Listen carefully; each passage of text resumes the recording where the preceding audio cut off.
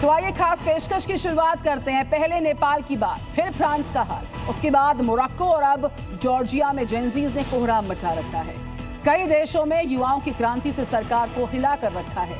नेपाल में तख्ता पलट हो गया, फ्रांस में सरकार को झुकना पड़ गया और अब जॉर्जिया में बवाल की तस्वीर ने विरोध की एक नई शुरुआत की और उसकी तस्वीर सामने आ रही है। जल रहा है जॉर्जिया। बगावत की आग पर जॉर्जिया की जो हालत है परेशान करने वाली है। राष्ट्रपति भवन में घुसने की कोशिश कर रहे हैं जेनजीज, सुरक्षा बलों के साथ भिड़ंत कर रहे हैं जेनजीज। बवाल बहुत ज्यादा है। कई शहरों में कर्फ्यू लगा, लेकिन आखिरकार जॉर्जिया में प्रदर्शन की नौबत क्यों आई है, वजह क्या है? जी न्यूज ने एक स्पेशल रिपोर्ट को तैयार किया है, देखिए। राष्ट्रपति भवन में प्रदर्शनकारी, विरोध भारी। चुनाव में धांधली, भड़के प्रदर्शनकारी। नेपाल फ्रांस के बाद जॉर्जिया में बगावत किया। रूस की कठपुतली सरकार जॉर्जिया में आर पार। जॉर्जिया जल रहा है, कहीं आगजनी, कहीं बवाल, कहीं वाटर कैनन का इस्तेमाल। पूर्वी यूरोप और पश्चिमी एशिया के बीच मौजूद एक देश जॉर्जिया, जहां बगावत की आग ने पूरे देश को अपनी जद में ले लिया। किसी जमाने में सोवियत संघ का हिस्सा हुआ करता था, लेकिन 1991 में सोवियत संघ के टूटने के बाद जॉर्जिया अस्तित्व में आया। लेकिन किसे पता था, जो देश कभी सोवियत का हिस्सा हुआ करता था, आज उसी रूस का समर्थन करने पर जॉर्जिया सरकार को अपने ही लोगों के विरोध का सामना करना पड़ेगा। और इसका कारण रूस यूक्रेन युद्ध है, जिसकी आग अब जॉर्जिया पर भी दिखने लगी है। हाथों में यूक्रेनी झंडा, यूरोपीय संघ के समर्थन में नारेबाजी करते हुए 4 तारीख को लाखों की संख्या में प्रदर्शनकारी राष्ट्रपति भवन के सामने इकट्ठा हुए। वहीं दूसरी ओर सुरक्षा बलों ने भी मोर्चा संभाला। लेकिन इस बीच राष्ट्रपति भवन के सामने मास्क पहने कुछ प्रदर्शनकारियों ने बाहर रखे फर्नीचर में आग लगा दी। आग लगने के बाद माहौल बिगड़ गया। दूर तक आग की लपटें दिखने लगी। पुलिस ने मोर्चा संभालते हुए प्रदर्शनकारियों पर लाठी चार्ज कर दिया। प्रदर्शनकारियों पर वाटर कैनन का इस्तेमाल किया गया, लेकिन प्रदर्शनकारी वहीं डटे रहे। हाथों में जॉर्जिया का झंडा लिए प्रदर्शनकारी नारेबाजी करते रहे।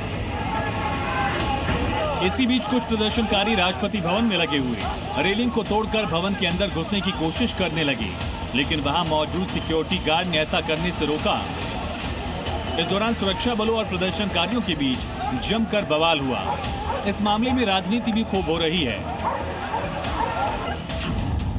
विपक्षी नेताओं ने खुलकर जॉर्जियन ड्रीम पार्टी पर रूस के इशारे पर चलने का आरोप लगाया।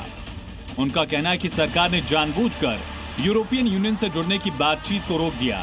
यही वजह है कि विपक्ष ने इसे देशद्रोह करार देते हुए शांतिपूर्ण क्रांति का आह्वान किया। नॉर्मली क्या होता है कि जो सरकार होती है या राजा होता है, जो अथॉरिटी होती है, और लोगों के बीच में एक शब्द है, एक फ्रेज है, उसका हम प्रयोग करते हैं, सोशल कॉन्ट्रैक्ट। 99% जो सरकारें हैं, एक बार सरकार बन जाती है, वो सोशल कॉन्ट्रैक्ट भूल जाते हैं, वो वादे भूल जाते हैं जो उन्होंने नौजवानों को किया है, लोग के देश के लोगों को किया। और फिर क्या होता है, तो ऐसी चीज़ें जब होती हैं, हेल्थ केयर सिस्टम टूट जाता है, एजुकेशनल सिस्टम टूट जाता है, एम्प्लॉयमेंट सिस्टम टूट जाता है, तो लोग बगावत करेंगे। दरअसल जॉर्जिया में पिछले काफी सालों से बवाल चल रहा है। वहां के राष्ट्रपति पर चुनाव में धांधली के आरोप लगे। जॉर्जिया में बवाल के आपको 5 कारण बताते हैं। पहली वजह, जॉर्जिया में जब से सरकार बनी, लोगों में सरकार के खिलाफ आक्रोश है। चुनाव में भ्रष्टाचार के भी आरोप लगते रहे। दूसरी वजह, हाल में हुए स्थानीय चुनाव के बाद प्रदर्शनकारी सड़क पर आ गए। आरोप है कि स्थानीय चुनाव में धांधली की गई। तीसरी वजह, प्रदर्शन के दौरान पुलिस एक्शन के बाद हिंसा भड़क गई। चौथी वजह, आरोप है कि जॉर्जिया की मौजूदा सरकार रूस की कठपुतली है, रूस के इशारों पर काम करती है।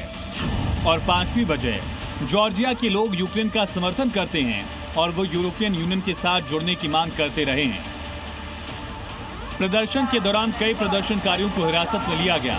शहर के कुछ इलाकों में कर्फ्यू जैसे हालात हैं। विरोध के बीच कई स्थानों पर यूरोपीय झंडे जलते दिखाई दिए।